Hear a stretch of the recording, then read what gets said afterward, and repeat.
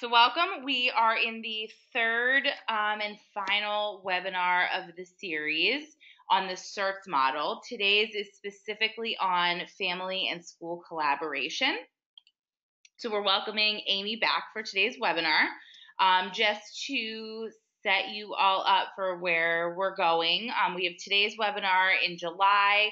Early July, our next webinar is going to be about seizures in Phelan-McDermid syndrome patients. We have Dr. Holder who will be presenting Monday, July 8th at 1 p.m. And then we have a TBD scheduled August webinar that will be coming up later in the summer. Just a couple of housekeeping items. GoToWebinar panel looks something like this. Hopefully this is kind of what you're seeing. Please feel free throughout the presentation to type in any questions that you have for our speaker, which we will collect and go through at the end of the presentation, but you can certainly type those in at any point. You can also raise your hand if you want us to unmute you. You can have a verbal comment or question as well. Either is fine. So today's speaker, again, is Amy Laurent. Amy is a developmental psychologist and a registered pediatric occupational therapist. She's currently in private practice, and Amy specializes in the education of children with autism spectrum disorder and related developmental disabilities. The majority of her work involves collaborating with and supporting early intervention teams, school teams, and families. Her consultative services focus on the creation of educational programs and environments that facilitate children's active engagement and learning at home, in schools, and throughout their communities. The SCERTS model, of which she is a co-author, along with differentiated instruction and developmental theory, guide her practice. Amy's current research interests involve examining the relationship between characteristics of young children diagnosed with autism and strategies used by parents to support them within the context of natural routines and play. So without further ado, I'm going to kick it off to Amy. Excellent.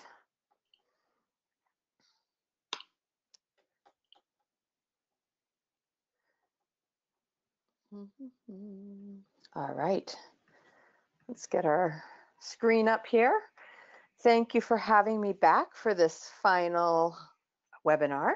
I know we've accomplished the previous two, which have been pretty content heavy in lots of ways, right? So really focusing on just an overview of the SCERTS model and why we prioritize what we do within the context of SCERTS in terms of social communication and emotional regulation through supportive relationships. That's that transactional support piece to really foster active engagement and high quality of life. So that was kind of the first one that we just spent some time really talking about why these three domains really support active engagement and social communicative competence and gets our kids that we care about in active learning roles and being able to engage in a variety of activities with lots of people and really enjoy life. So, and I threw a ton of information at you to kind of substantiate why we do what we do there. And then last time we had the chance to talk, we focused more on emotional regulation and really just understanding emotional regulation in the context of development. So fleshing out that part of the SCERTS model, because we know for your kiddos with Phelan-McDermid syndrome that tends to be an area of challenge where their arousal levels can be very high for a situation, which takes them out of the opportunities to learn and interact and play in ways that we might anticipate, or their arousal levels can be quite low and they have a hard time attending to things. So we talked a little bit about, what is the match between the environment and the kiddo in your life. And then we talked about those different developmental levels. So thinking about whether the child that you care about or the individual that you care about is a social partner, so pre-symbolic, a language partner has some early symbolic skills, or might be more conversational. So having some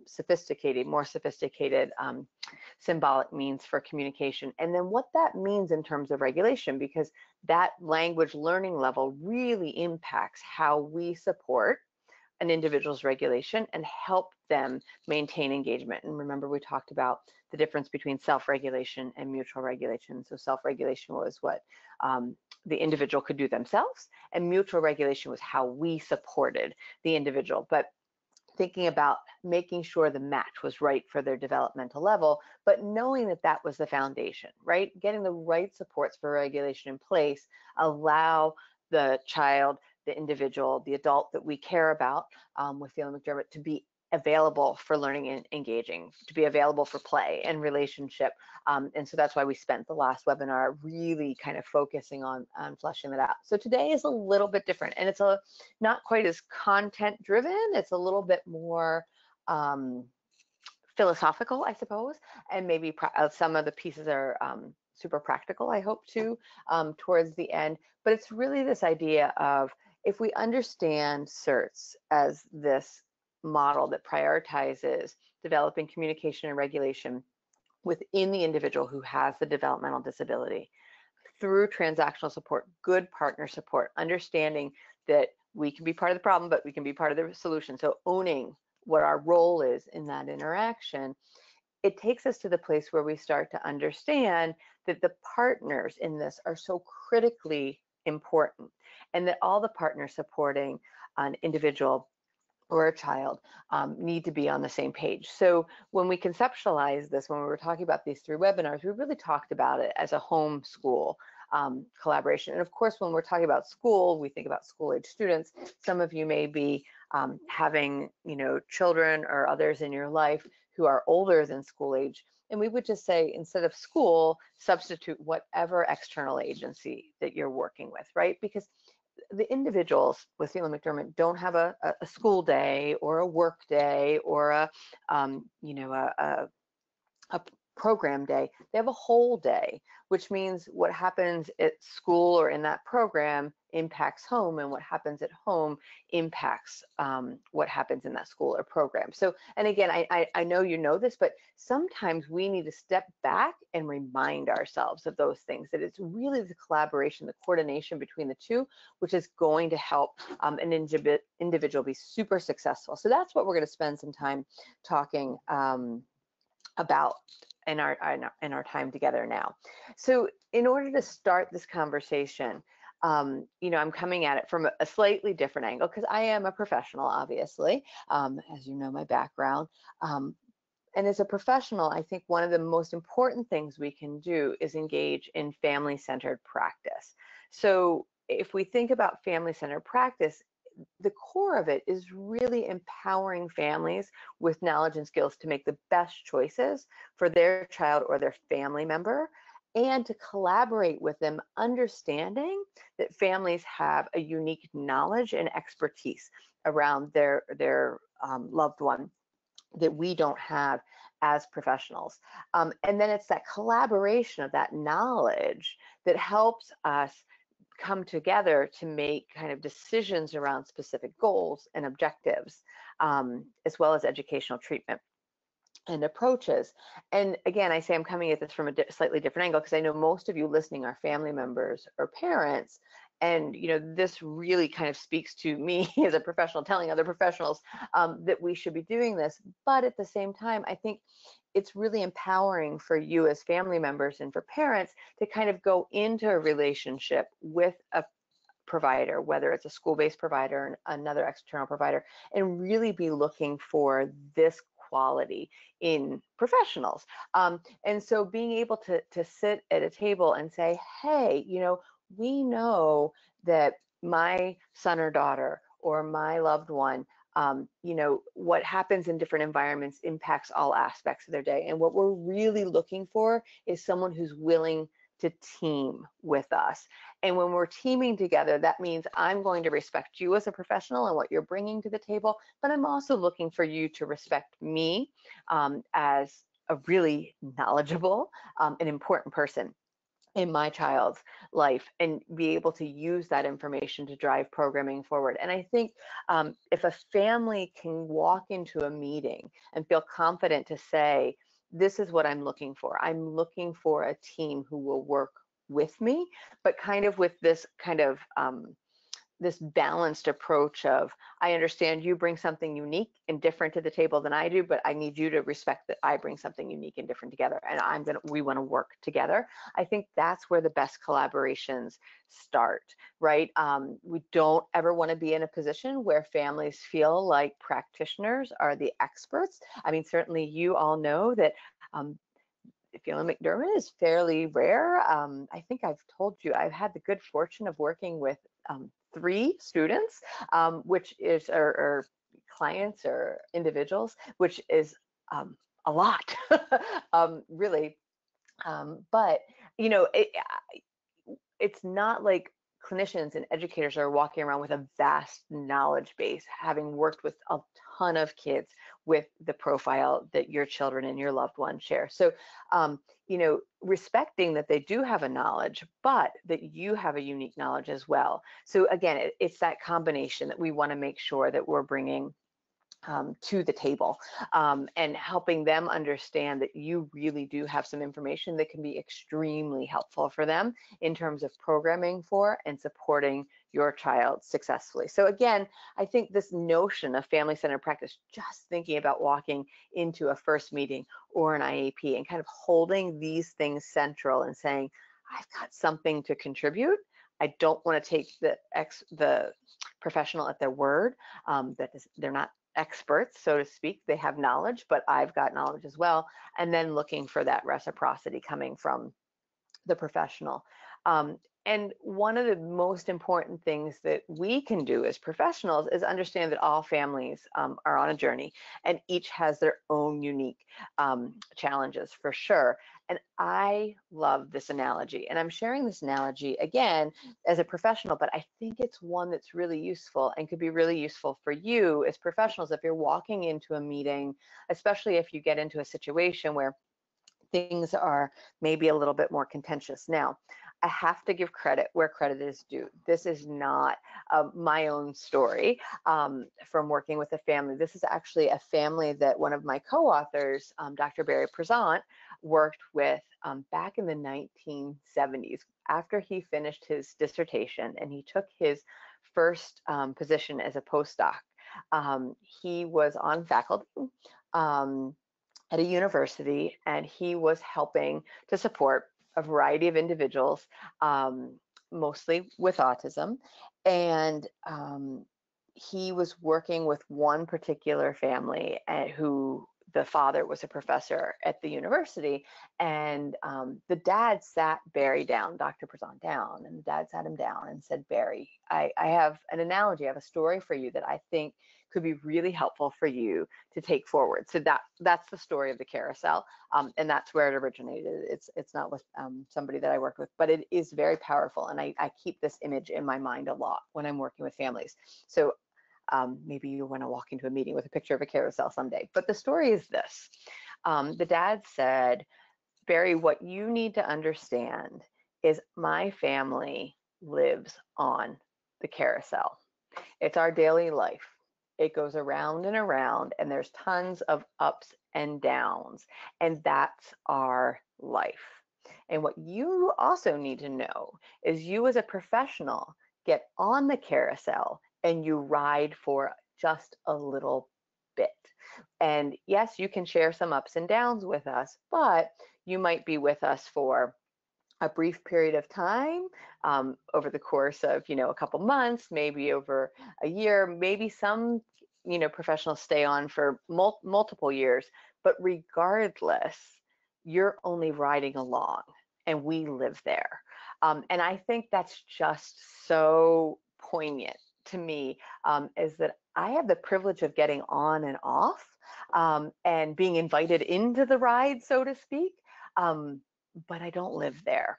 And I love that. And I think it really helps ground me as a professional in understanding what my role is, and also understanding that, yes, I'm important, but I'm not a mainstay in lots of ways. And it helps give us just perspective. So I love the story and I love the analogy. And I'm thinking maybe it would be a great one to share as you go into some meetings if you're trying to really work with a team who's maybe trying to take control and having a hard time listening to your perspective, being able to talk about this. What is family-centered practice? What does it mean to be the parent or the caregiver or the loved one of the individual in your life with Phelan-McDermid, and kind of using this carousel analogy to help professionals take a step back and go, oh, I get it.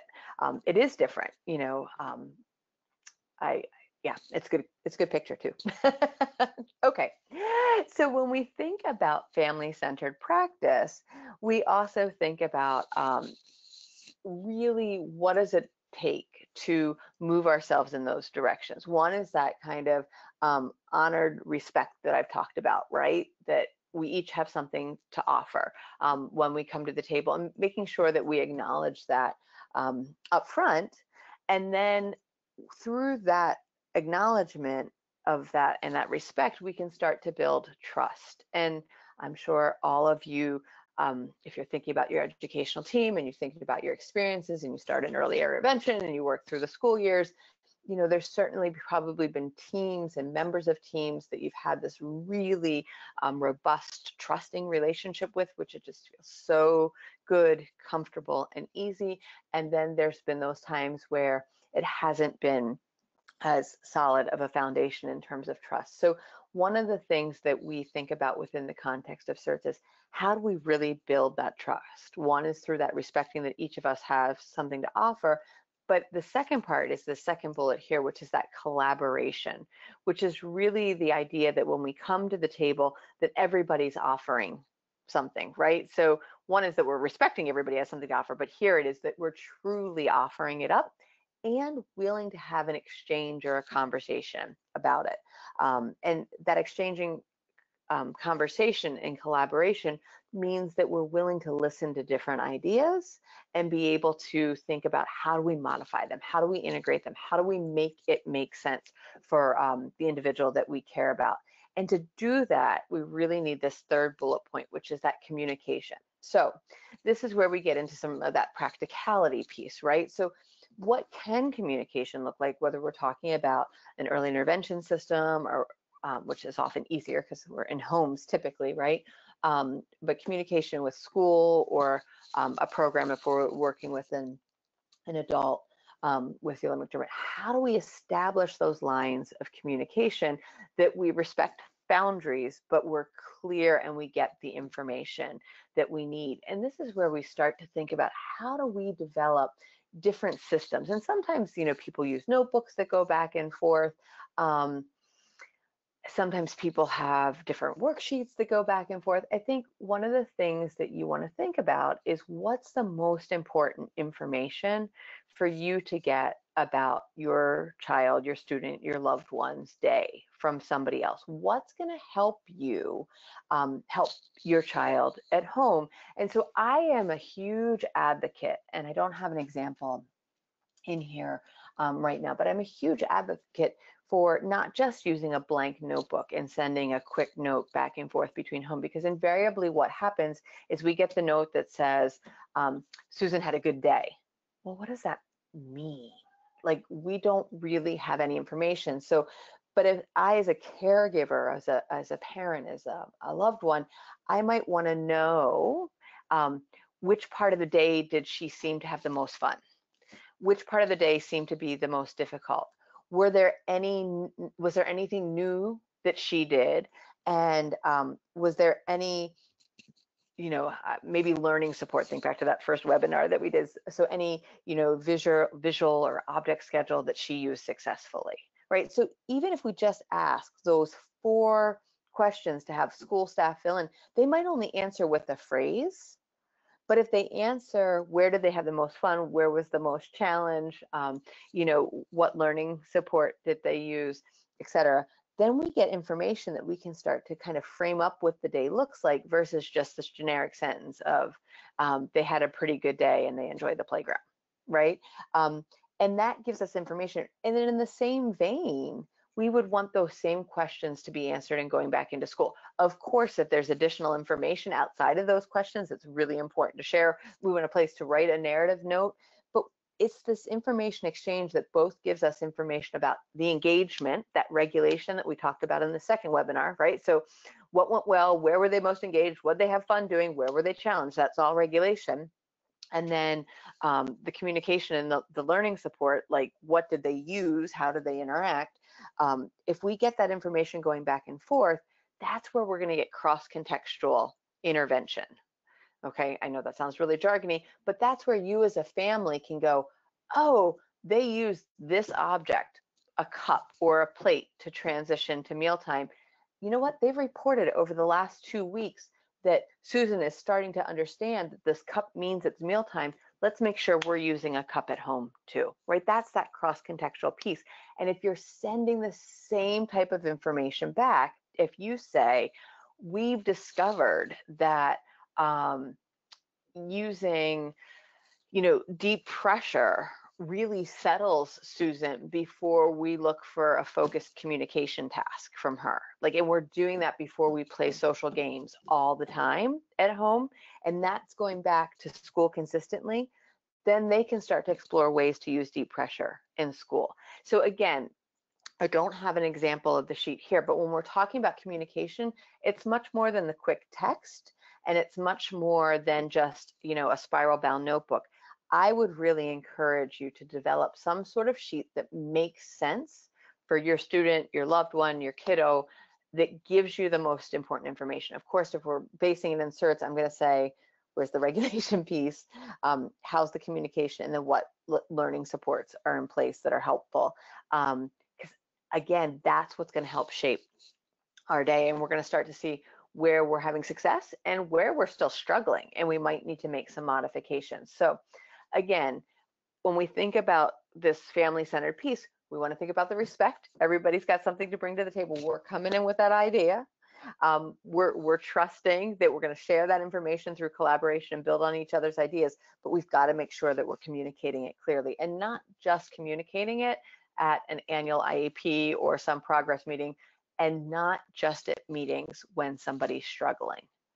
That is not a pattern that we want to get into, where we're constantly almost in this, I don't want to use the word because it sounds so alarmist, but kind of crisis meeting, right? Where we're called in because something's going terribly wrong all the time. We want to make sure that we've got solid communication.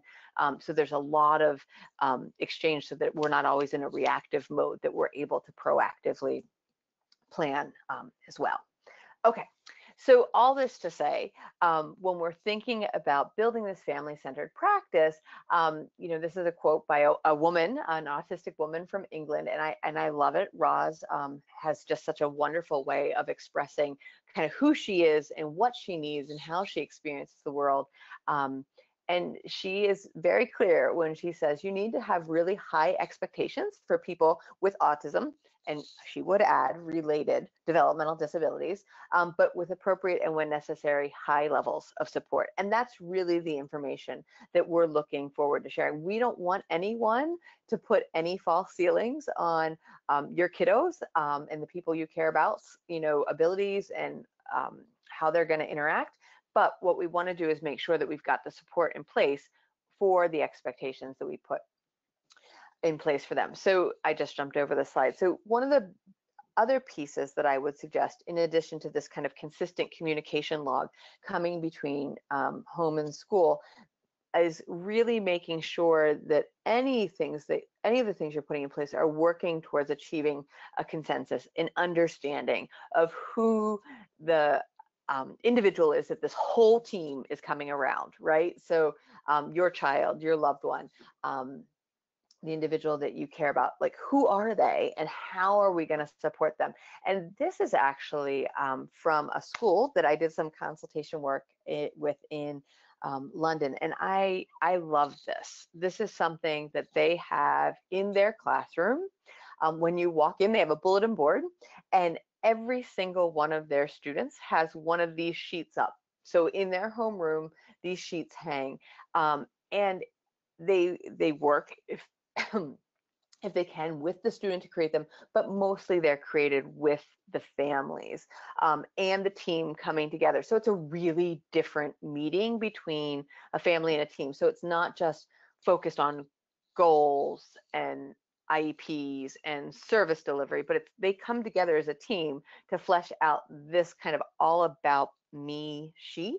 And you can see up in that upper left-hand corner, it says, what people like and admire about me. Like, what a lovely way to start your conversation about who your child is, who they are as a person, and what makes them just kind of shine and sparkle, right?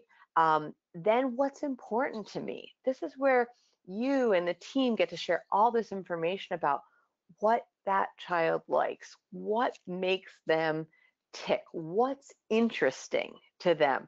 And it's a really lovely place to have a really very honest conversation about who the child is and and what they love, not what we think they should love, but what they love and what's important.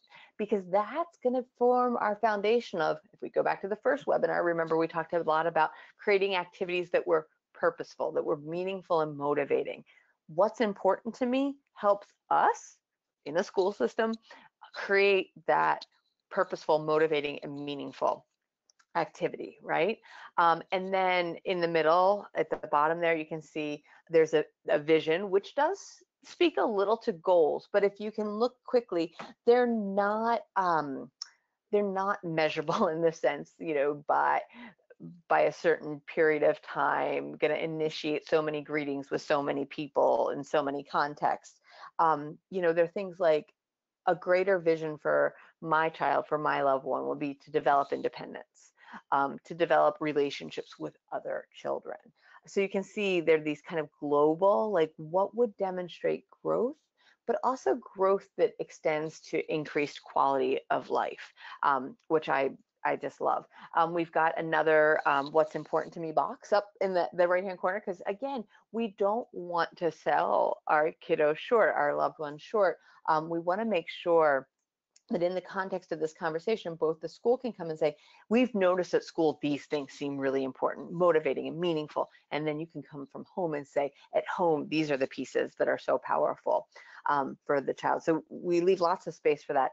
And then the last box is the supports I need to be able to navigate my day and manage my own needs. And again, a place to write all of those things. So again, is it another meeting? It is, but you can see it's a really different meeting. And if our goals, if we go back to that previous slide, are respect and trust and collaboration and communication, this is a lovely way to build some of that, because you're really coming together and doing what we would consider person-centered planning for a child, right? Like, we're really trying to understand what makes them tick, what do they love, how are we going to engage them, and how are we going to help them grow over the course of our year together. So again, that communication log is a really functional tool to make sure we've got information flowing back and forth that's useful. And we can use between home and school. This is a really useful tool to help us set the platform for our understanding and our relationship with our school team. So I would encourage you all to think about this is another tool to move forward. And again, they all fit really well and are really grounded within the context of SCERTS and what we consider kind of evidence-based, family-centered practice. Okay, so once you've done that type of planning and you've got this kind of vision for the child and you've got the team to agree to an additional meeting, which I know can be difficult, but so worth it to sit down and have that type of meeting with the team if possible. This is a form that is part of the SCERTS model, and I think I showed it to you really briefly at the end of the first webinar. Like, I know it was in the slides. The question is whether we got there, not in my mind. It was a couple months ago now.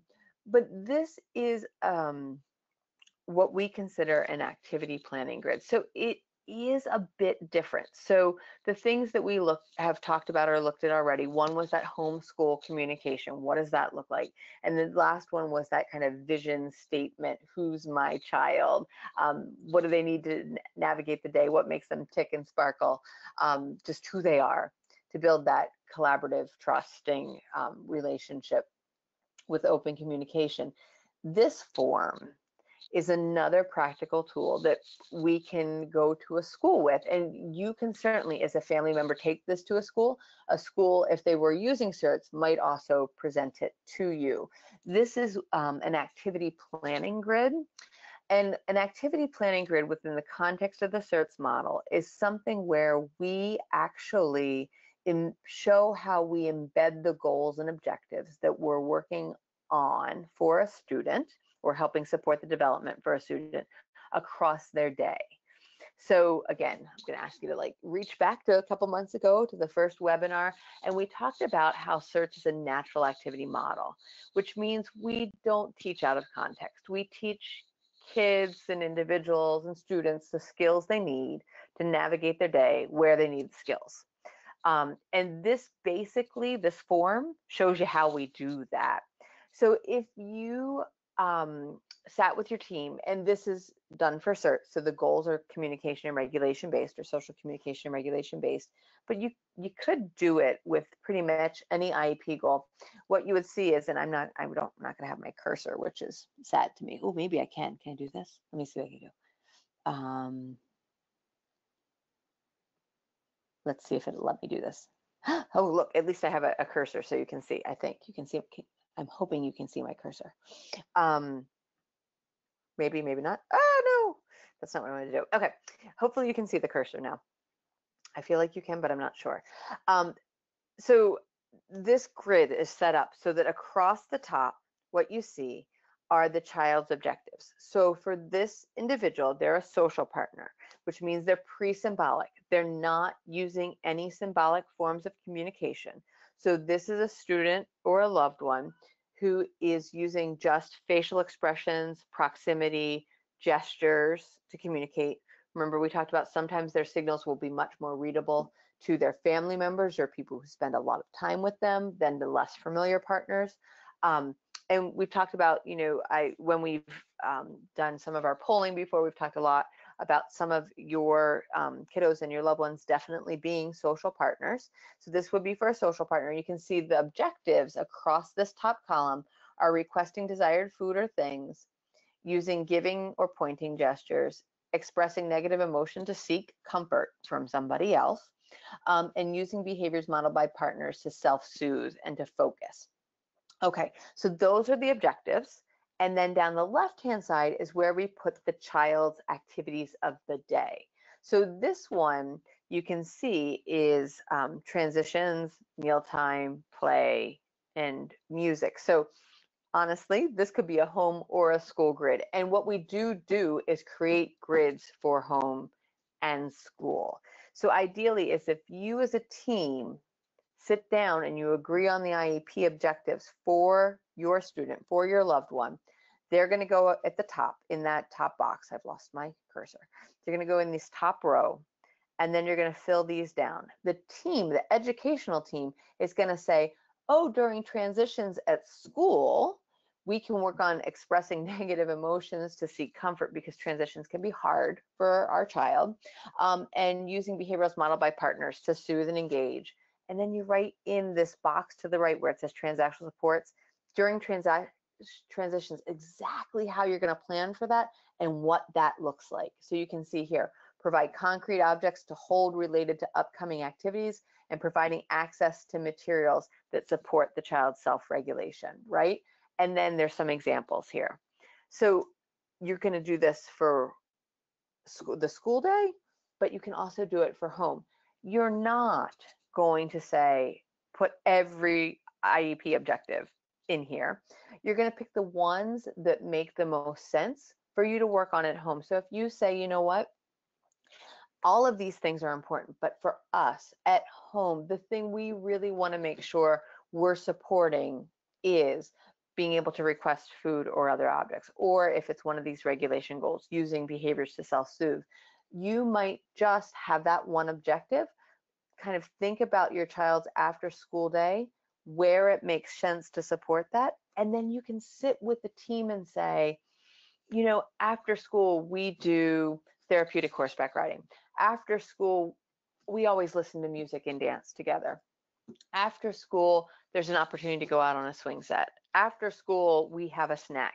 Like, so you list out what the after school activities are, not that you're doing all of those things, but and then you say, where does it make sense to help either work on requesting or work on the self-soothing piece? Because it doesn't make sense to go after both of those objectives and all of those activities.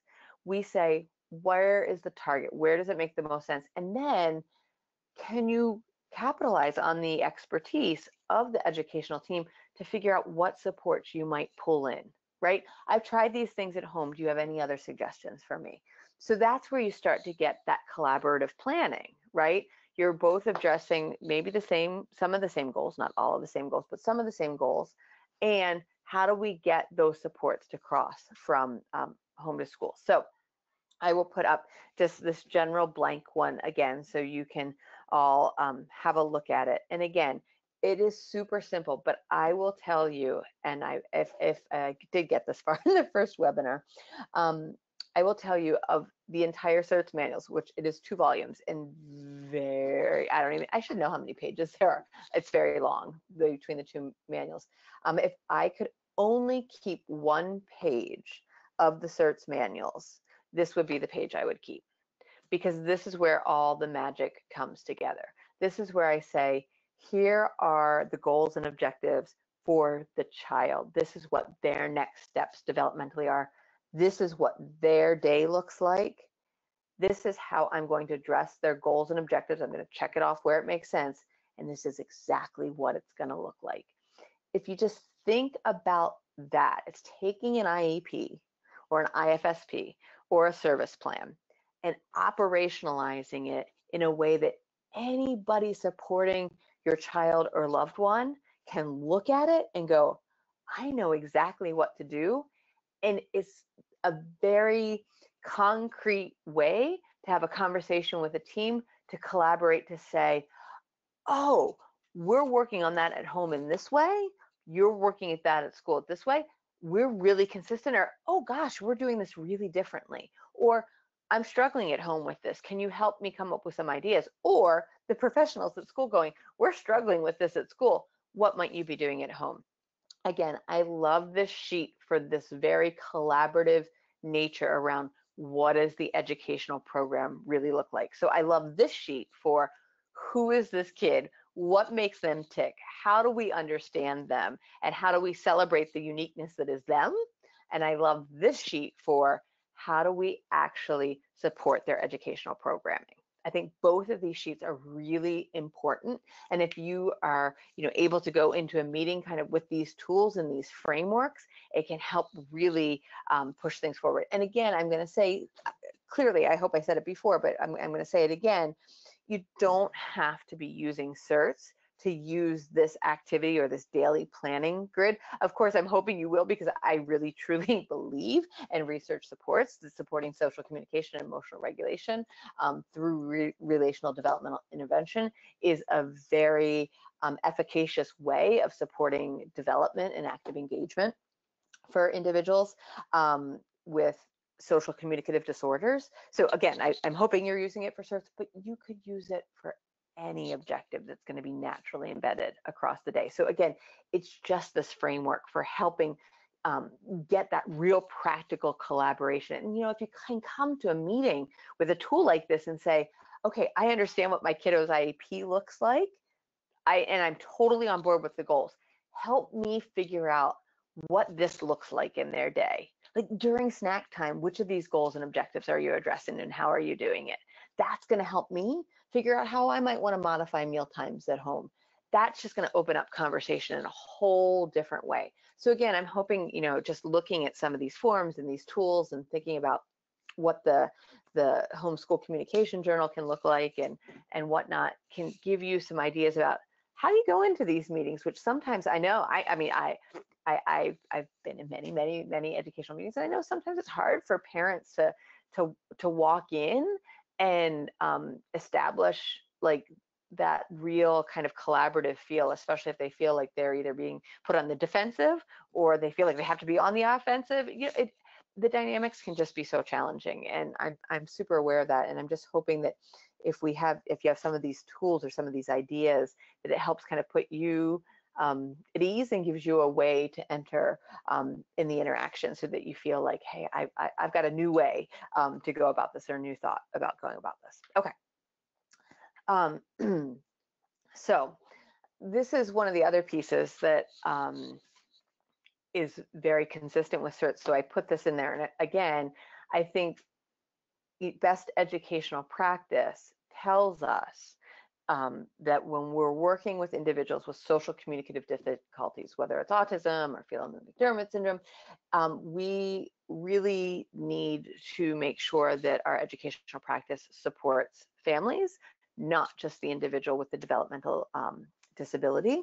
And that's been well substantiated in the literature. And when we're supporting families, we need to make sure that we are doing it kind of through these bullet points. If we look to the literature, this is what's going to pop out.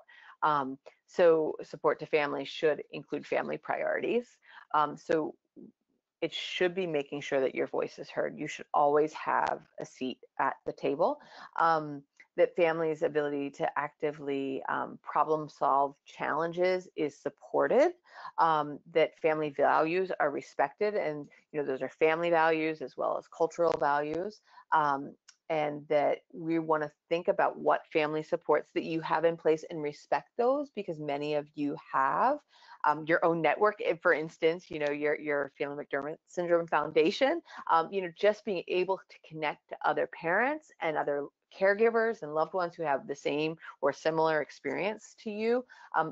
We need to respect and understand that that's a really empowering place for families, and that we honor and acknowledge that as individuals, but then look for the places where you might need additional supports outside of some of those natural supports that you already have in place, whether they're like a professional organization, but they can also be things like your neighborhood might be a wonderful support, your church might be a wonderful support. We need to think about kind of these support networks as really big, broad, and far-reaching. What we want to make sure is in the context of any family support that we're doing, that both educational support and emotional support are taken care of.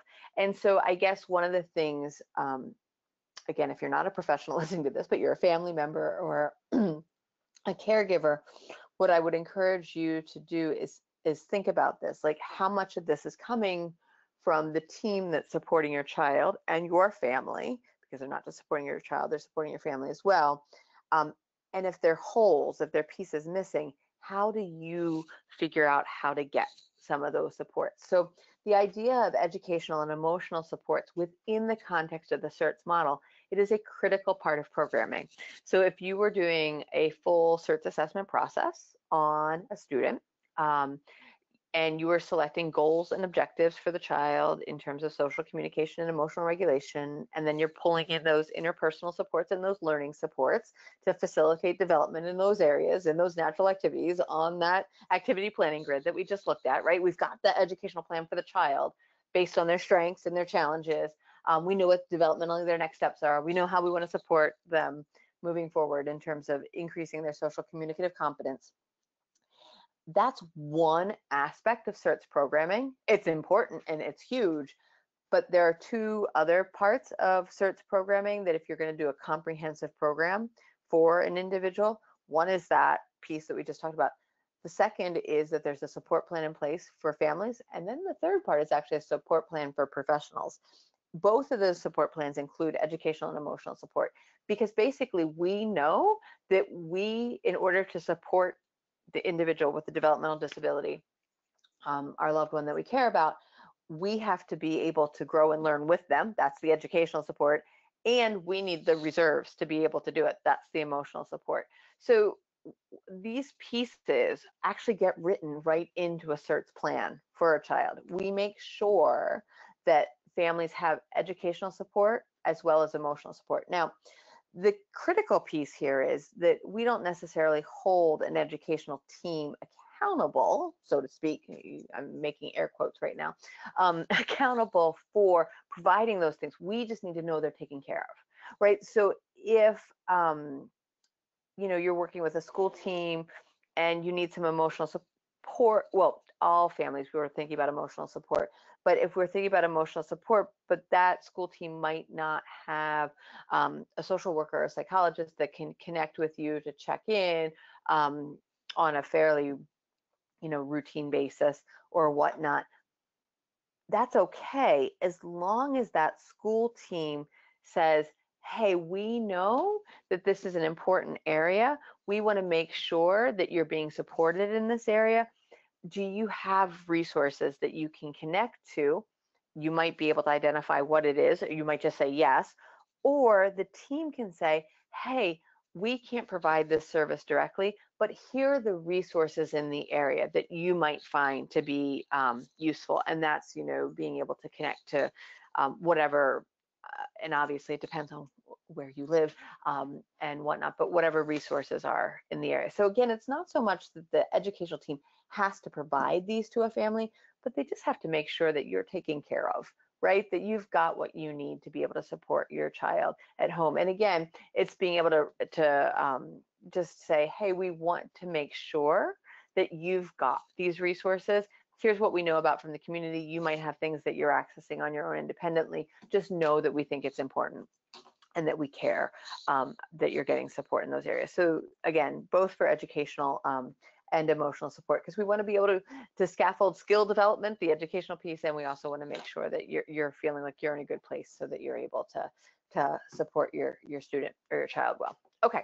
So these last pieces, and I know that we only have a few minutes before our webinar comes to a close. I know we don't have a ton of people on to be able to ask questions today, but one of the things I did is I just popped in a few slides that I think I'm going to just zip through because unless Jackie cuts me off and tells me we have tons of questions, I'm going to just zip through these because in addition to those frameworks that I put forward, whether it was the communication log, the Who is My Child kind of vision sheet, or the activity planning grid, when you come together and you want to think about what are important topics to think about when I sit down with my team, again, that aren't just reactive, right? Because you're always going to have something to problem solve with the team based on something that's happening either at home or at school, but sometimes you want to be proactive. And so what I did was just kind of list these 4 areas, which tend to be big topics that all of our kids with Phelan-McDermid really could use some support in these areas. So kind of throwing them out as like fodder to think about how do we get the team to come around to talk about these things. So we could talk about our students, our individuals, our loved ones having difficulty predicting actions and events, like being surprised by what's going to happen around them. Challenges with social understanding because they're not picking up on social cues and interacting necessarily in the same way as another child might be, because they might be attending to different things in their environment. Challenges with communication, and then the active engagement piece, which we've been talking about in terms of regulation. And so I've got a couple slides in here that just talk about, when we have the difficulty predicting actions and events, sometimes it's really just good to sit down and have a conversation. Well, what does that mean? If you have a challenge predicting action events, that contributes to an individual with autism or a related disability, developmental disability, their need for sameness, right? Wanting to be able to regulate the physical environment, making sure things are predictable to them in a way that makes sense. Preference for particular people, difficulties with transitions, interpreting physical assistance as threatening, like somebody getting into their physical space if they aren't picking up on those social cues, if they're not anticipating how that person's going to help them. Someone coming near them can cause that startle reaction. And again, I'm sure as you're listening to this or watching this, you can think about, oh, this rings true for my my kiddo, for my loved one.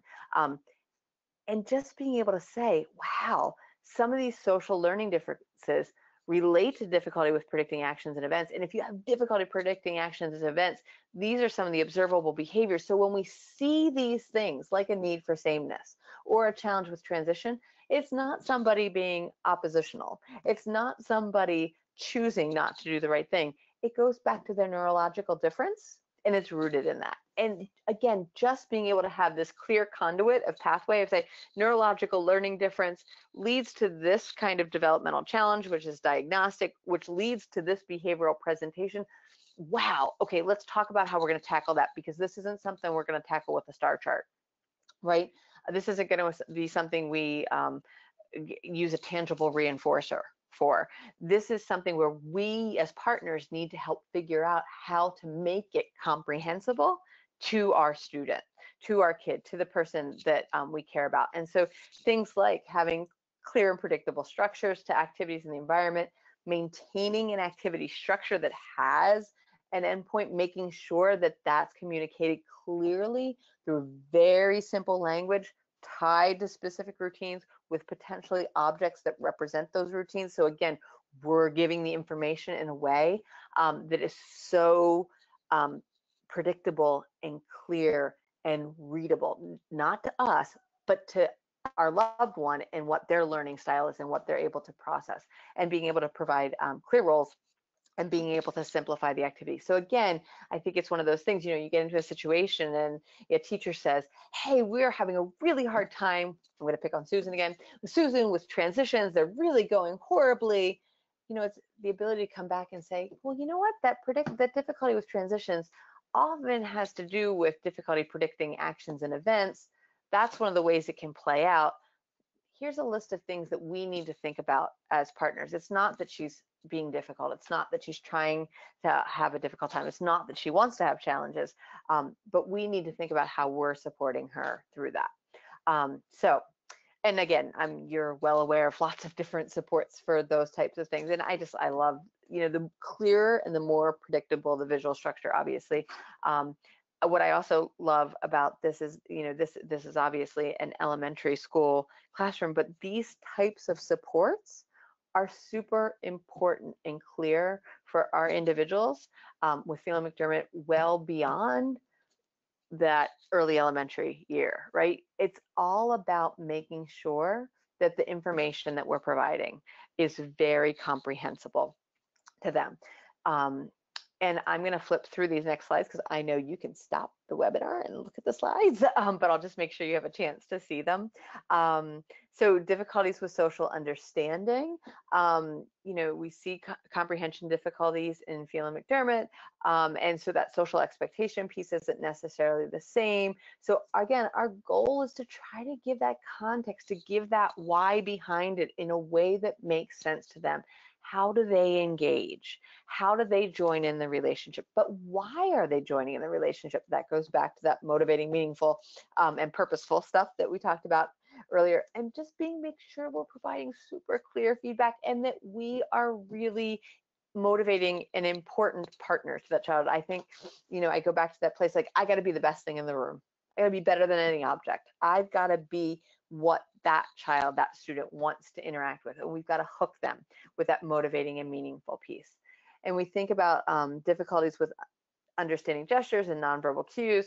We want to make sure that this is true even for our individuals who have some symbolic capacities, that they're going to struggle with some of the nonverbal communication pieces because they're not necessarily visually attending in the same way that we might expect another child to be doing.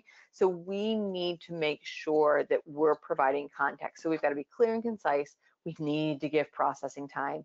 And I always say, if you have said it more than twice, and they're not responding, and you've given plenty of processing time, and you've been clear and concise, you need to make sure that you give that child the information in a different way that might be more comprehensible. So for our social partners, our kids who are pre-symbolic, always objects. For our early language partners, those early symbolic kids, maybe objects paired with some sort of photograph or picture symbol. And then if you have individuals who are a little bit more cognitively able and a little bit more symbolic, you might write it down. Another way to write it down is just a Post-it note and drawing, right? Like, it's not necessarily written word, but one of the things we wind up with when we get a little bit more symbolic is you get to be a little bit more creative in terms of how you support on the fly. And then difficulties with communication, again, we want to make sure that we know our students and we know our children and the individuals that we care about, their language level, whether they're pre-linguistic, emerging language, or linguistic, and that we're supporting at the right level. And the critical piece here is if we have an augmentative system for a child, whether it's object-based or picture-based, maybe high-tech or low-tech, even a Big Mac switch, which are often used with individuals with Phelan-McDermid, that always has to be available to them. You have to remember that that's their voice, and you don't ever silence somebody's voice. It's always got to be available. So it's a young man with autism, and I'll end on this photo because I just think it's so brilliant. And he is on vacation with his family. He's in his inner tube, and his mom has figured out a way to make sure that he's got his Go Talk with him. It's in a waterproof bag, and it's attached to his his inner tube, but that voice is always there. And I think that's one of the things that is really important to share with educational teams, because somehow people are afraid things are going to get broken, or they forget to take them to specials, or whatever. It's just really reinforcing for an educational team that this AUG-COM system, regardless of whether it's object-based or it's low-tech or it's high-tech or whatnot, it is their voice, and they need to have it with them at all times. Okay, with that, I know that it is just 8 o'clock, so I've reached my hour limit. Jackie, I know that we don't have a lot of people on, so I'm guessing there aren't a lot of questions, but I will turn it back over to you. But again, I think all of this is hopefully you have a couple more tools to think about how to approach a team, to engage in those conversations, to know that the goal is to build this kind of collaborative, trusting relationship, but having some supports to help you do that. Hopefully we accomplish that in this hour, and that you feel good and confident about going forward with those. Great. Thank you so much, Amy. Thank you for this opportunity. I really appreciate it. Great. Thank you so much. Have a great evening.